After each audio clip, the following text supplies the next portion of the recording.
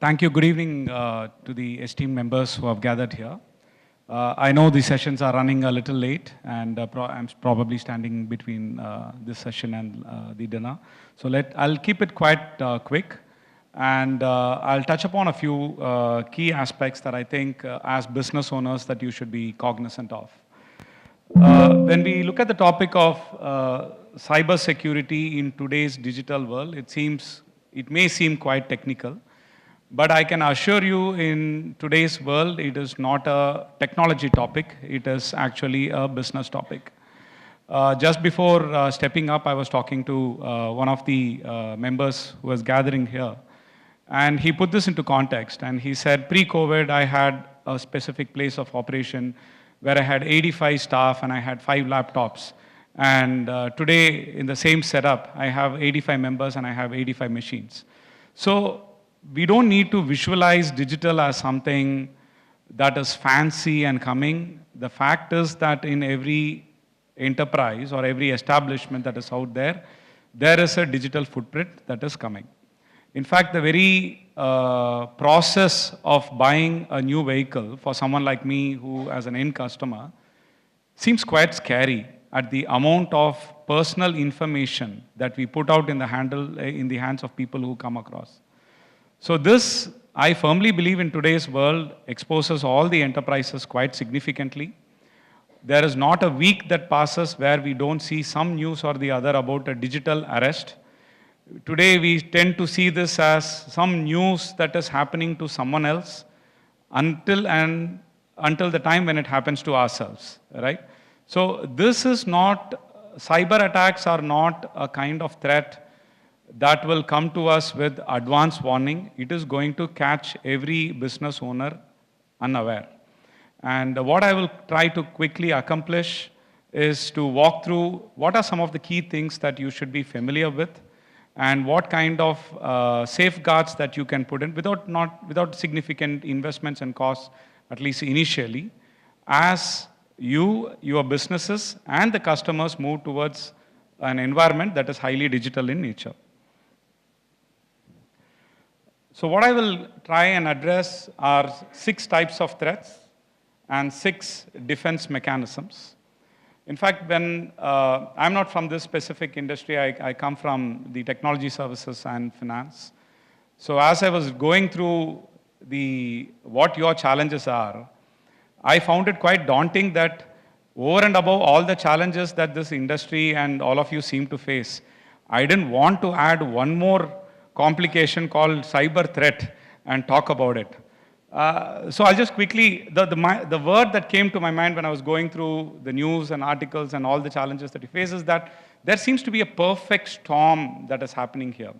You have all these business challenges in terms of capital getting locked in, pre-GST cut. There were all this news about the inventory days that were getting accumulated, the way the OEMs are pushing, even though there may be a softening of demand in the market, regulatory turbulence. Despite GST cuts, I read a news that there may be potential 2,500 crores of cess loss that the dealers may have to face. The EV readiness, there was a lot of discussion in the earlier part of the evening on skilling for and getting ready for EV and what it may, and possibly there may be a shrinking of service revenues and margin compression. So these are all things that you face day in and day out. I don't need to tell you about this.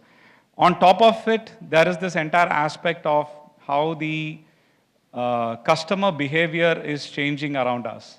I understand FADA went into a partnership with Meta, and there was training in terms of adopting new digital channels in terms of propagating. And there is today, I mean, I also recently purchased a vehicle. My entire brand discovery, vehicle discovery, all happened online, and practically everything was finalized. And the only reason I kind of ended up visiting the dealership was just to show my family that this is what we are being, and are you okay with this, right? So on one side, you have the day-to-day challenges, which only seem to be surmounting more. And on the other side, there are these change in the ecosystem, especially from a customer and a consumer behavior that is happening, where the customers are adopting more and more digital technologies. To keep up with this, I'm sure all of you have invested post-COVID definitely. You may have invested your own CapEx line items and OpEx line items may have added some more from a technology adoption perspective to keep up with what is changing around the customers, and maybe some of the OEs are also pushing. So with all these changes and more digital technologies coming in, you are definitely opening up a new angle of challenge and attack, which are the cyber attacks. And it is very, very important. And the same esteemed member was telling me, despite the fact that we are all aware that there are such challenges, there must definitely be an instance, I'm sure in each one of your families or dealerships, where there has been an instance of some kind of fraud that has a source from a digital media. Today, this is how prevalent it is, and the scale of this is certainly going to rise. In this, what should we do? Cybersecurity, I'll just make a quick definition of this, is basically how we are going to protect ourselves, or how you can protect yourselves when there is a new line of attack through a digital media, so that you can ensure that there is business continuity. If we look at the threat landscape, and there are a few examples that are not necessarily from India but from outside. First is this example of CDK software. I'm not sure if the members here are familiar. This is a software company based out of North America. At one point, they had 50% market share with all the auto dealerships in North America. And in 2022, they faced a cyber attack where the software provider was, they had a cyber attack. And the outcome was more than 15,000 dealerships could not continue their business operations. And in that particular month, they estimated that there was at least $4 billion of loss of sales across the industry in US. The second instance is quite recent. I hope you are aware of what this happened. This happened last month, where Jaguar Land Rover had again a cyber attack. And the outcome of this is the factories in UK as well as across the world, they had to be shut down for quite a long period of time. The UK government named this a macroeconomic event because the impact to the UK as an economy is estimated to be 1.9 billion pounds. That is the scale of what happened in this specific case. Coming to auto dealership, I could pick two instances. One is with Auto Canada, not significantly large, 84 dealerships in Canada and in US. They had an attack in 2022 December, and they were left with a case where all their employee details were shared online. And finally is the case of Arnold Clark, another dealership in UK, where as an outcome of this cyber attack, all their customers' details, personal details that had been collected at the different dealerships, bank details that had been collected for loan and other purposes, driver licenses, vehicle details, all of this got exposed online, and the cost to the dealership was 50 million pounds. This is the threat landscape that is happening outside. We may not be seeing such news in India. It is quite possible many of you are dealing with this in a localized manner today, but it is certainly gathering momentum. That is what is happening today. So if we look at what are these 6 threats, there may be many types, but I'm just pointing out 6 that I think you should be cognizant of and you should take care. First is ransomware. And I will talk about this. Some of the examples that we spoke of are all examples of ransomware, where somebody takes over the control of the systems that you are using. The second is phishing or social engineering. While I was sitting, I heard a case where a certain account number was asked for a refund money, and the employee in question had changed the account number to his account number and ended up taking somewhere close to about 3.5 lakhs. So this is a very, very common threat, and again, we'll touch upon a few examples. The next is an outcome of all of this is data breach, where data gets exposed. If you're not familiar with an act that may likely to come, which is the Digital Personal Data Protection Act, it has consequences even for auto dealerships because you may end up being data fiduciaries in that process. Then we have the vendor compromise. In case you use vendors either for software or otherwise, there is a possibility that through them there could be cyber attacks. Insider and credential misuse, and also because you have started handling connected vehicles. All these are possible vectors by which cyber attack is possible. Now let's go through a few of them very quickly. Ransomware, the most possible scenario is that your DMS is locked out and you are not able to run your system. You have to resort to pen and paper to run your establishments. This is the most possible outcomes, right? So the system is locked down. Typically, and in one of my earlier organizations where it was an IT company, that company also had a ransomware attack. It took more than a month to resolve it, and multiple millions of dollars were paid to resolve that issue.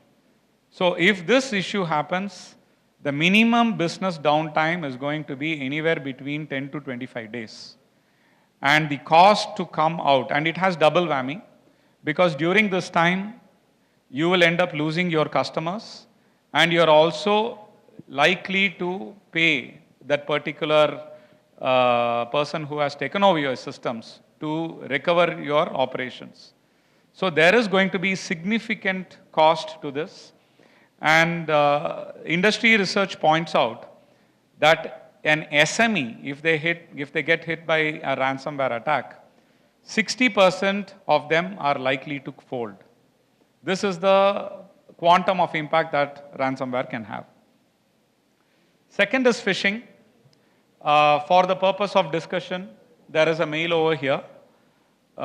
It essentially reads where there is a service executive, which is myself, writing to a dealership from a finance organization, stating that a certain loan has been approved, and before the disbursement has to happen, a link is sent, and the approval needs to come from the dealership to do that. I'm not sure if you paid attention to my organizational name, and I'm not sure if the change is visible in this. My company's name is Hinduja Leyland Finance. Before coming to this meeting, I was just showing this to one of my team members.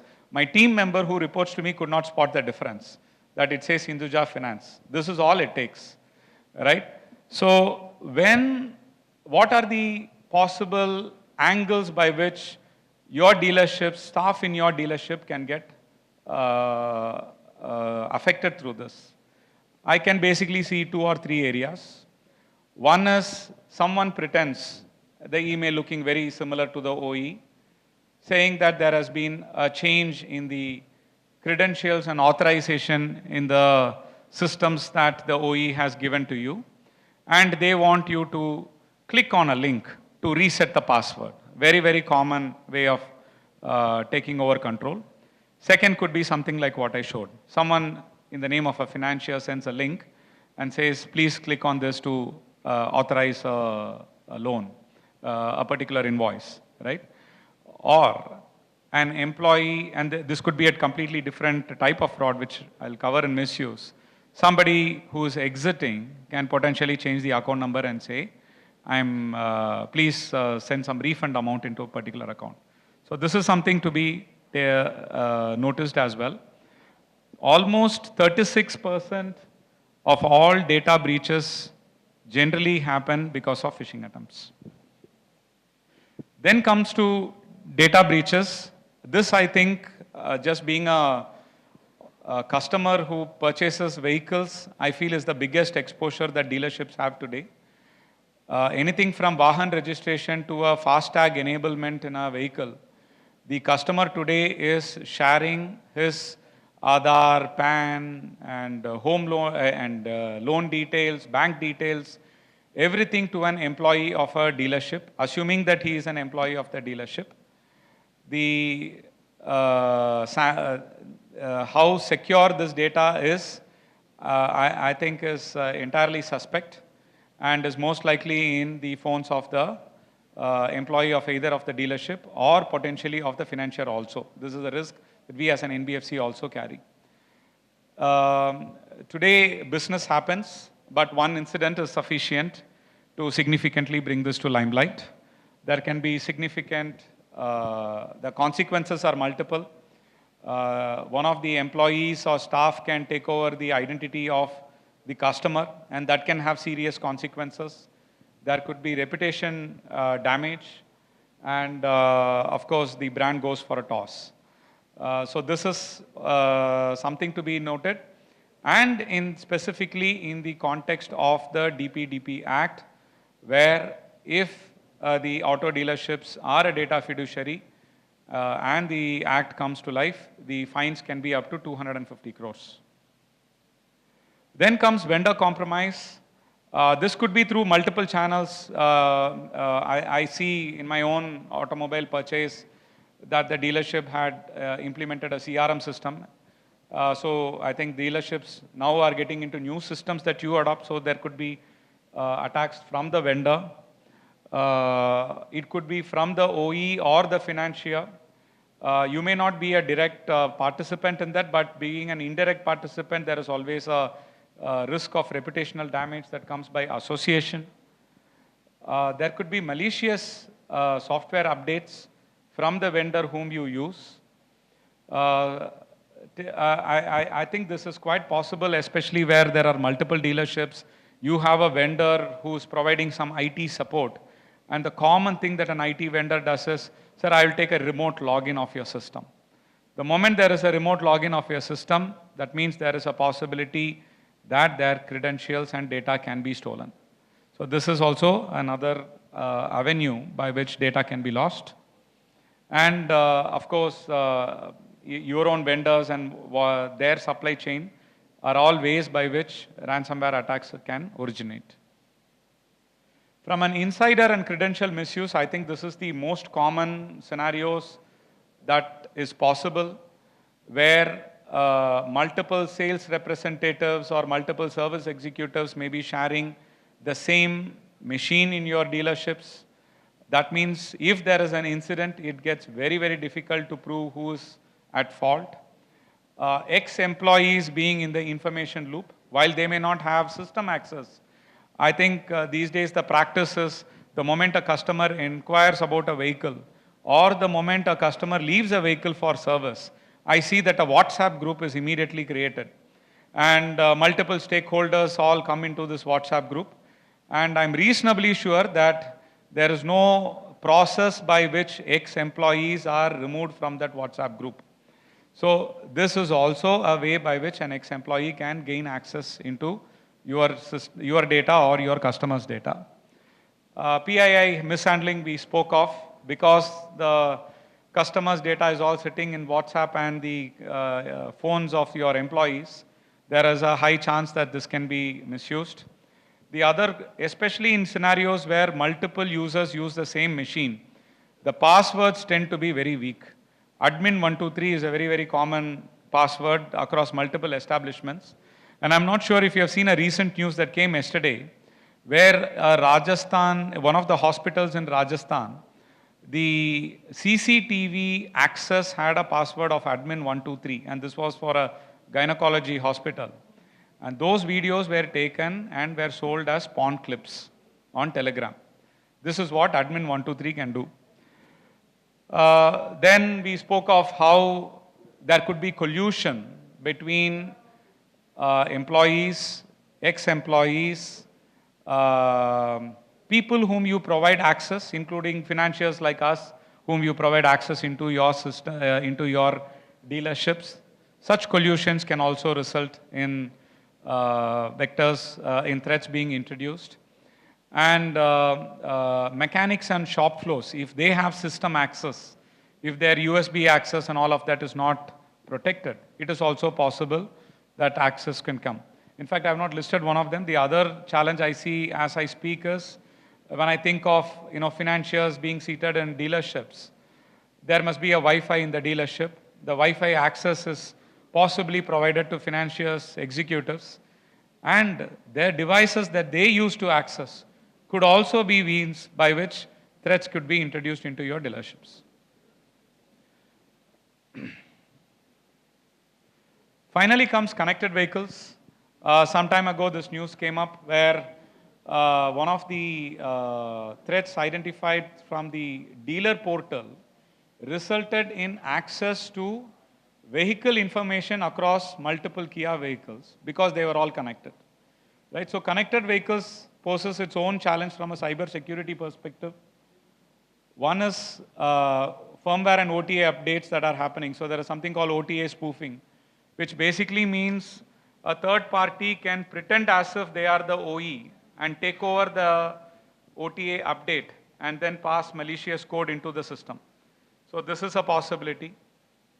Then comes OBD and diagnostic tools. This is physical access on the vehicles.